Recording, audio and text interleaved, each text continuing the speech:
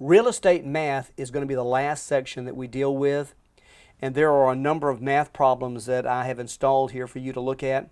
And just remember that you're going to have something on the comparable sales approach, the cost approach, there's no question about that, the income capitalization approach.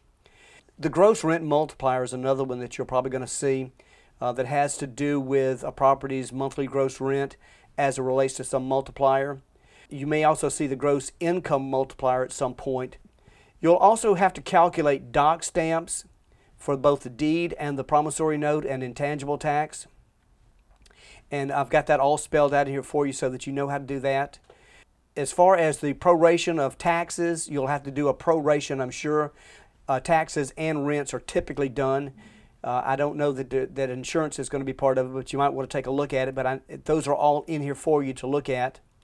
You're going to have to do an amortization problem as well. And I've got it detailed exactly the way they want it on the exam. Percentage of profit, remember this is your made over paid problem that you're going to be doing. You'll have to calculate sales commissions, and that should be fairly easy, at least I say that, it should be fairly easy. The number of acres in a government legal description you'll have to do.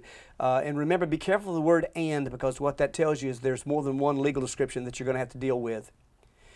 Brokers, you may have to do a variable lease. Sales associates, I've not seen that on your exam recently, but I'm pretty sure that brokers will. Also, there is a special assessment calculation. In other words, anytime that the government comes in and does repairs on the street or your subdivision, they're going to make the abutting property owners who get a benefit from it to pay a little bit more in property taxes. You're going to have to do the number of lots in a subdivision, but more than anything, there's the number of offices, and it'll be multi-floored. Remember this in either case. You always round down, always, regardless. And if it's an office building, every floor is a standalone round down. In other words, don't add them all together and then round down. It won't work. The number of acres in a parcel is probably going to be on your exam. There'll be a loan-to-value ratio that you're going to have to go over. I think that from a math standpoint, that's about all the math that you're going to have. Let me say this about math. Most of this math, honestly, is easy to do. You're going to get 5 of your math regardless because it's going to be that simple. Don't make this the big deal. Focus on your other stuff. If you can do the math that I've put out here, you should not have a problem at all. And that's the end of your prep course. That's the end of the review for your state examination.